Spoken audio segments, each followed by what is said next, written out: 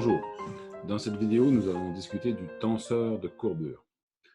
Jusqu'ici, nous avons parlé de surface courbe ou d'espace courbe sans vraiment définir de quoi il s'agit. En fait, on s'est basé sur une vision intuitive d'une surface plongée en 3 dimensions, donc on sait à peu près ce que courbure veut dire, mais le moment est venu de définir précisément ce qu'on entend par courbure. Donc, le point de départ, c'est de réaliser que la dérivée covariante n'est pas comme une dérivée ordinaire, au sens que les dérivées covariantes croisées ne sont pas les mêmes, elles ne commutent pas. Et c'est de cette manière qu'on définit ce que c'est que le tenseur de courbure. Donc, on va faire un petit exercice ici. On va justement calculer ce que vaut la deuxième dérivée covariante. Donc là, j'ai un vecteur covariant, AK, et je prends la dérivée covariante par rapport à la direction J et la direction I. Donc, je fais le calcul en détail. Ensuite, je vais prendre la même chose, mais en échangeant les indices I et J. Donc, on verra que la différence n'est pas nulle. Donc, définition de la dérivée covariante. Appliquons donc la dérivée covariante à cette quantité. Donc, cette quantité ici que j'entoure, c'est un tenseur doublement covariant avec deux indices J et K. Donc, la dérivée covariante de cet objet-là, ce serait la dérivée ordinaire du tenseur, plus une contribution ici pour un tenseur covariant qui arrive avec un signe moins, avec donc deux termes. On a le symbole de Christoffel qui arrive ici. On a ici le tenseur lui-même, donc delta JK, où on remplace l'indice J par l'indice L, qui est remis ici. L'indice de la dérivée, c'est-à-dire I, apparaît ici. Et l'indice de substitution, donc ce qu'on a remplacé par L, apparaît ici. D'accord? Donc, c'est toujours comme ça que ça fonctionne. Donc, je fais ça pour le premier indice et je fais ça ensuite pour le deuxième indice, c'est-à-dire l'indice K qui se retrouve maintenant ici. OK. Maintenant, on continue, c'est-à-dire qu'on prend la dérivée de cet objet-là, dérivée ordinaire. On obtient bien sûr la dérivée double ordinaire. Et on aurait la dérivée ici qui s'applique au tenseur de Christoffel, enfin, au symbole de Christoffel, encore une fois, parce que ce n'est pas un tenseur, au symbole de Christoffel et au vecteur AL. Ensuite, on aurait explicitement les dérivées covariantes qui sont ici et là et qui sont multipliées par le symbole ici. Donc, on aurait d'un côté ça ici avec un double symbole de Christoffel et quelque chose d'équivalent après avec un changement d'indice. Donc, il y a la même structure. Bon, donc la dérivée ici va s'appliquer bien sûr au symbole de Christoffel et va s'appliquer au vecteur. Donc, j'ai deux termes qui proviennent de ce seul terme-ci, qui sont les deux termes que voilà. Donc, j'ai une expression au final assez compliquée, avec plein d'indices. Il est important, encore une fois, de ne pas succomber à la confusion des indices, c'est-à-dire il ne faut pas qu'il y ait plus que deux indices identiques, n'est-ce pas? Maintenant, je prends la même expression, longue et compliquée, et j'échange I et J, et j'obtiens ceci. Donc, tout ce que j'ai fait, c'est échanger typographiquement, si vous voulez, les deux indices I et J. Et maintenant, je calcule la différence. Alors, il y a des termes qui, bien sûr, sont là-dedans, qui sont symétriques quand j'échange I et J, et qui vont disparaître lorsque je prends la différence. Donc, notamment, la double dérivée ordinaire. Donc, ça va disparaître. Autre terme qui va disparaître, celui-ci, parce qu'il est en gamma IJ, et gamma IJ ou JI, c'est la même chose. Donc, ça ici, ça va s'annuler. Enfin, le terme ici va s'annuler parce qu'il apparaît également avec celui-ci, et donc les deux ensemble sont symétriques quand j'échange I et J, donc ils vont disparaître dans la soustraction. Donc, ce qu'il me reste à la fin dans cette différence, c'est une expression comme celle-ci. Bon, encore une fois, ce qui est remarquable dans cette expression, c'est que les dérivées de A n'apparaissent pas. Je n'ai que le vecteur A qui apparaît linéairement. Les dérivées doubles, les dérivées simples, comme ici et là, comme là, ont disparu de la soustraction. Et donc, le manque de commutativité de la dérivée covariante est strictement linéaire au vecteur sur lequel il s'applique.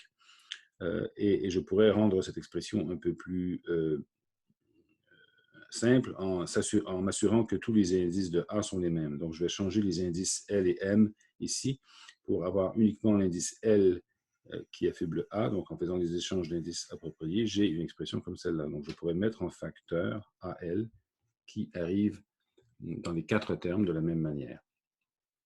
En continuant, donc, je peux écrire cette différence de double dérivée covariante comme ceci, où j'ai défini un objet ici, qui est un tenseur de rang 4, donc avec 4 indices, que j'encadre ici et qu'on appelle le tenseur de Riemann ou le tenseur de courbure, ce qui est synonyme.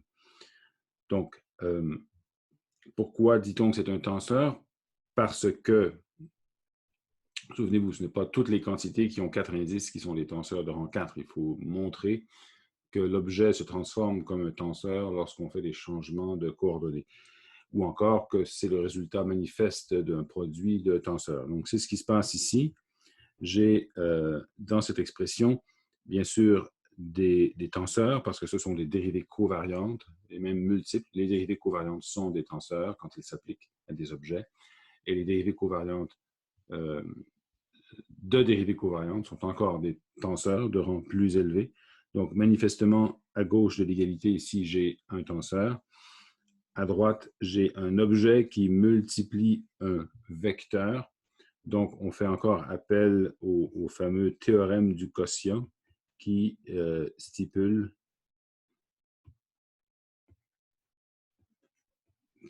donc que si un objet multiplié par un tenseur ou un vecteur donne un tenseur, alors cet objet-là est aussi un tenseur. Donc, il s'agit ici du tenseur de Riemann.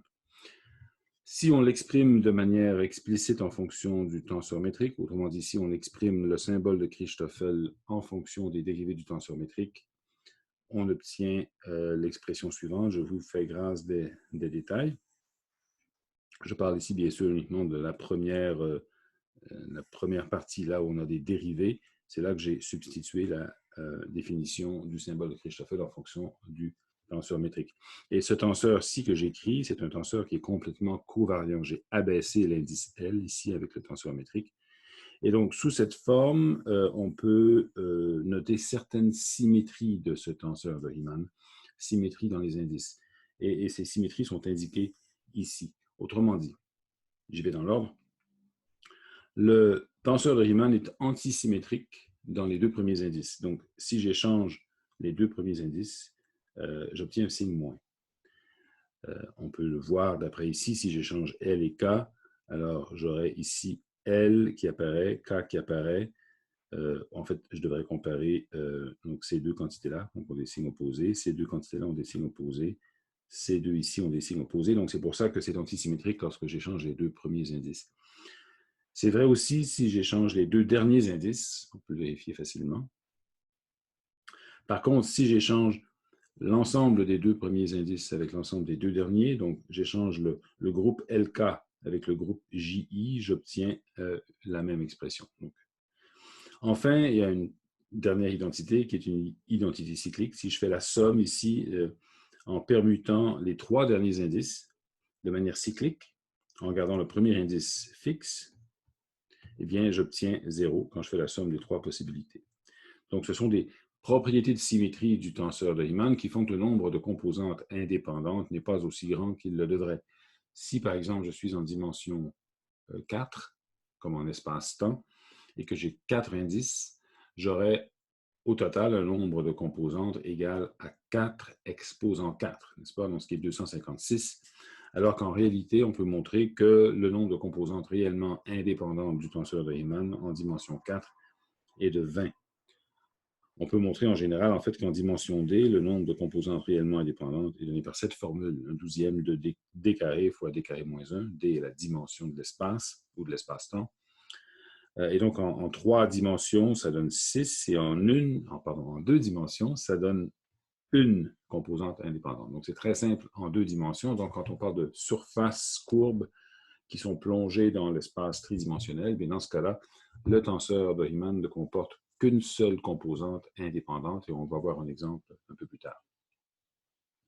Notez qu'en dimension 1, donc pour une courbe plongée dans le plan, si vous voulez, il n'y a pas de notion de courbure, donc il n'y a pas de tenseur de courbure pour la simple raison que On ne peut pas procéder à l'anticommutation des dérivés covariants puisqu'il y a une seule composante de toute manière.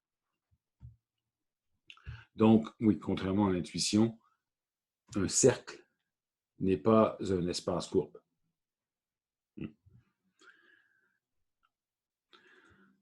Maintenant, on va discuter de la relation qu'il y a entre le tenseur de Riemann et le transport parallèle. Donc, on va faire l'exercice suivant. Considérons la figure que j'encercle ici. Donc, on a un point X et on se définit un quadrilatère infinitésimal dans l'espace considéré. Donc, je me déplace de X vers X plus dx. Et ensuite, de ce point-là vers un point X plus dx', donc avec un dx' qui est dans une autre direction. Je reviens ensuite à x plus dx' seulement pour enfin revenir au point de départ. Okay, donc, j'ai 4 segments. Et ce que je vais faire, c'est considérer un vecteur, ici c'est un vecteur contre-invariant, qui va être transporté parallèlement de ce point-là vers ce point-là, vers ce point-là, vers le dernier point, et revenir enfin au point de départ. Et on va voir que le transport parallèle d'un vecteur, lorsqu'on le déplace comme ça sur une courbe fermée, c'est une courbe fermée infinitésimale dans ce cas-ci, que le transport parallèle ne nous ramène pas exactement au même vecteur qu'on avait au point de départ. Et ça, c'est une caractéristique de la courbure. Donc, pour ce faire, qu'est-ce qu'on fait? On commence par considérer le changement dans le vecteur qui résulte du transport parallèle. Autrement dit, le delta AI ici, c'est le changement dans les composantes du vecteur contre-invariant qui surviennent lorsqu'on déplace ce vecteur du point X au point X plus dx le long du segment numéro 1. C'est pour ça que j'ai mis un numéro 1 ici.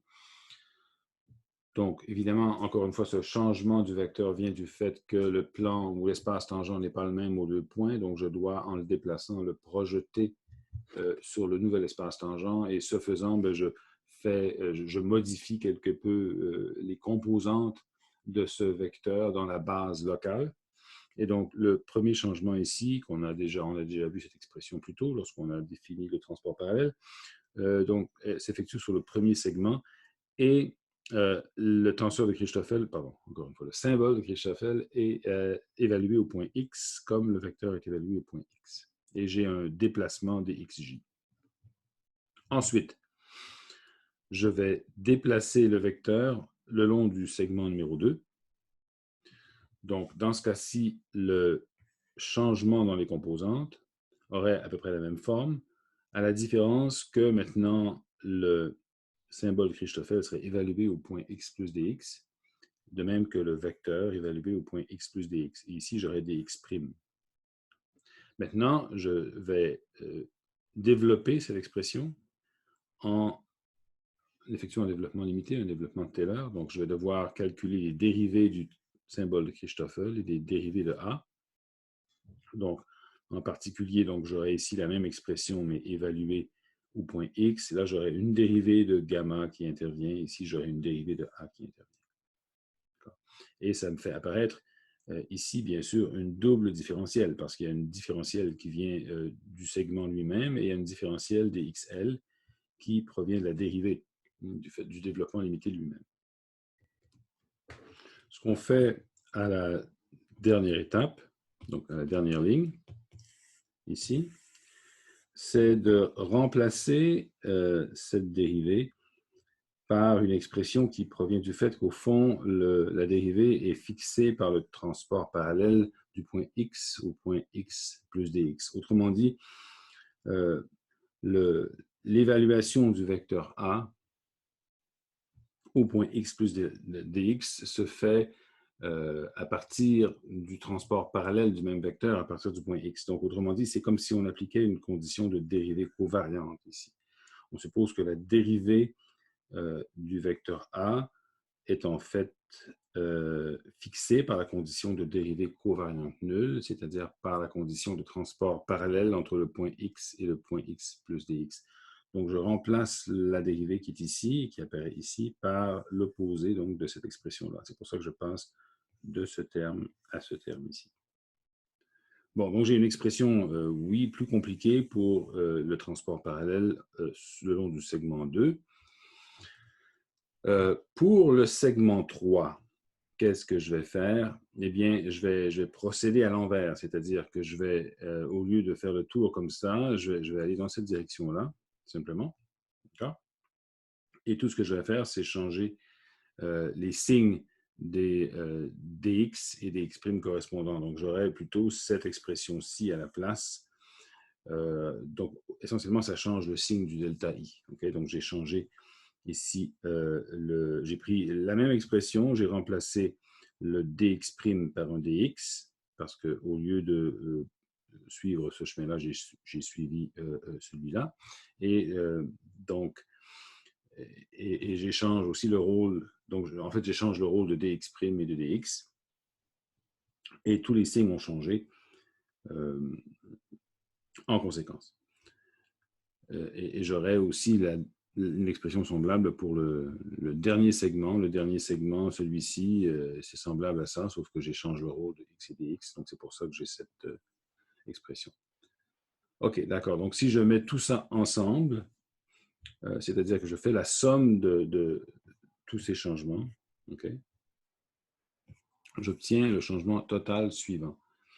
Et donc là, il y a un certain ménage à faire. Il y a des quantités qui vont s'annuler d'une place à l'autre. Bien sûr, on s'attend à ce que tout ce qui est linéaire en x, c'est-à-dire linéaire en dx, pardon, comme cette expression-là va être annulée par une expression correspondante ici, n'est-ce pas? Et même celle-là ici serait annulée par celle-ci. Donc tout ce qui est linéaire en dx va tomber. Il va rester uniquement les termes quadratiques, donc les termes comme ça, comme ça, comme ça et comme ça. Donc je dois sommer ces 4 termes, donc ça ici, ensemble, et j'obtiens cette expression ici. D'accord. Encore une fois, j'ai des indices qui sont choisis de manière un peu différente, de sorte que je n'ai pas toujours le même indice pour A. Si je fais des changements d'indices appropriés pour avoir le même indice sur A partout, ben, je peux le mettre en facteur de cette manière et j'ai précisément ici le tenseur de Riemann. Il y a une petite coquille. Vous m'excuserez, j'ai oublié d'enlever cette partie-là, qui devrait disparaître. Et d'ailleurs, c'est facile à faire, je peux simplement le faire disparaître moi-même. La magie de l'efface. Voilà, exactement. Bon, comme ça. Donc, il nous reste à la fin une expression pour le changement dans le vecteur suite au transport parallèle qui fait intervenir le tenseur de Riemann. C'est un peu une définition alternative du tenseur de Riemann, si vous voulez. On pourrait, dès le départ, définir le tenseur de Riemann comme étant le coefficient qui intervient quand on fait le transport parallèle d'un vecteur le long d'un parallélogramme infinitésimal. Et donc, ce transport parallèle doit bien sûr dépendre des indices des deux déplacements, des x et des x', des indices du vecteur A, donc, et j'ai besoin d'un indice ici, donc forcément, ça me donne un tenseur de rang 4. Bon, suite à la définition du tenseur de Riemann, eh bien, on peut définir les tenseurs auxiliaires. On va en avoir besoin par la suite. Je ne fais ici que mentionner rapidement ce que c'est parce qu'on ne les utilisera pas tout de suite. Donc, il y a le tenseur de Ricci. Le tenseur de Ricci, c'est un tenseur de rang 2 et c'est obtenu du tenseur de Riemann en faisant la contraction entre le premier et le troisième indice. Donc, je mets ces deux indices-là égaux et bon, je somme sur J et j'obtiens une expression, bien sûr, qui n'est pas plus illuminante que celle qu'on avait avant, mais ce tenseur est important parce qu'il va intervenir dans les équations du champ de gravitation. Il y a aussi la courbure scalaire, qui est la contraction des deux indices dans le tenseur de Ricci. Donc, j'élève un des indices du tenseur de Ricci avec le tenseur métrique contravariant et je contracte. Donc, ça me donne ceci, si vous voulez. Et cet objet-là est un invariant, ce qu'on appelle la courbure scalaire. Enfin, si vous rencontrez ça dans la rue, ne soyez pas surpris, on appelle ça le tenseur d'Einstein. Donc, c'est le tenseur de Ricci moins la moitié de la contraction R, si vous voulez, multiplié par le tenseur métrique. C'est utilisé à l'occasion, mais ce n'est pas obligatoire. C'est une façon de simplifier l'apparence de certaines équations du champ de gravitation. On va terminer par, encore une fois, quelques exemples. Donc, on retourne à notre exemple préféré, qui est celui de la sphère. Et donc, on a vu toutes ces choses-là auparavant, donc je ne commande pas plus. Et on pourrait calculer le fameux tenseur de Riemann. Donc, je n'illustrerai pas le calcul explicite du tenseur maintenant, je réserve ça à une autre vidéo où on va faire ça de manière automatique avec un programme de calcul symbolique, en l'occurrence SymPy sur Python. Mais si on fait le travail correctement, on arrive à une composante, donc la composante non nulle du tenseur de Riemann en 2 dimensions, qui est R1212, et qui est simplement donnée par A carré sinus carré θ. Le tenseur de Ricci, lui, bon, aussi a des composantes non nulles, telles qu'elles sont données ici, et la courbure scalaire est donnée par ça, 2 sur A carré, donc une constante. Donc la même chose partout sur la sphère, ce qui a un certain sens. Okay, puisque là, on a affaire à une quantité scalaire, et la sphère est parfaitement symétrique, donc ça n'aurait pas tellement de sens que cette constante scalaire soit différente d'un endroit à l'autre. On va terminer avec un exercice qui consiste à faire le transport parallèle d'un vecteur le long d'un triangle sphérique.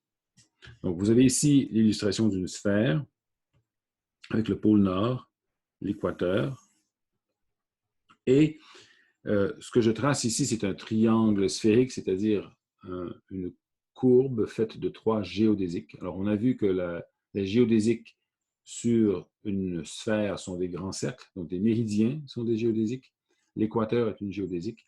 Et donc, si je trace un chemin qui est en fait une portion de géodésique suivie par une autre portion de géodésique, donc une portion de l'équateur, selon un angle alpha ici, donc je me déplace d'un angle alpha vers l'est, et que je remonte ensuite vers le pôle nord, selon un méridien. Donc là, j'ai 3 portions de géodésique. C'est l'équivalent sur un espace plat de 3 lignes droites, et c'est ce qu'on appelle un triangle. Bon. Je considère sur ce triangle, au départ du triangle, un vecteur. Un vecteur qui va être l'équivalent du vecteur tangent, si vous voulez, vecteur tangent au méridien, donc un vecteur qui est dirigé vers le sud et qui a une longueur unitaire. Donc je prends ce vecteur et je le transporte parallèlement le long du méridien en descendant vers le sud. Donc transporter parallèlement veut dire que, bon, en autant que faire se peut, je garde le vecteur parallèle à ce qu'il était, sauf que je dois le projeter sur le plan tangent à la sphère à chaque étape. Donc, ça revient à dire que ce vecteur est toujours dirigé vers le sud et arrivé à l'équateur, il prend cette direction qui est plein sud. On a vu aussi dans une vidéo précédente qu'une géodésique est une courbe telle que le vecteur tangent à la courbe est transporté parallèlement à lui-même. Bon, c'est une autre manifestation de cette propriété. Donc, le long de la géodésique, ce vecteur va toujours pointer vers le sud. OK. Une fois qu'on est rendu à ce point-ci, on le transporte parallèlement vers l'autre point ici. Et dans ce cas-ci, le plan tangent n'est pas le même le long de cette courbe, mais le vecteur qui est dirigé vers le sud, lui, est toujours dans ce plan-là, quel qu'il soit. Le plan tourne, le plan tangent tourne quand on se dirige vers l'est, mais il contient toujours la direction sud. Donc, on n'a pas besoin de projeter ce vecteur lorsqu'on en fait le transport parallèle. Il est toujours dans l'espace tangent à chaque point de l'équateur. Et donc, on se retrouve ici avec un autre vecteur qui pointe plein sud. Et quand on remonte vers le nord, il va pointer vers le sud et on arrive au point de départ avec un vecteur qui n'est plus le même qu'avant. Il fait un angle alpha par rapport au vecteur initial. D'accord, donc c'est l'exemple le plus simple qu'on peut donner de l'effet du transport parallèle d'un vecteur sur une courbe ou le long d'une courbe fermée. Et c'est dû au fait que partout à l'intérieur de ce triangle, il y a la courbure de Riemann, le tenseur de Riemann, la courbure est non nulle.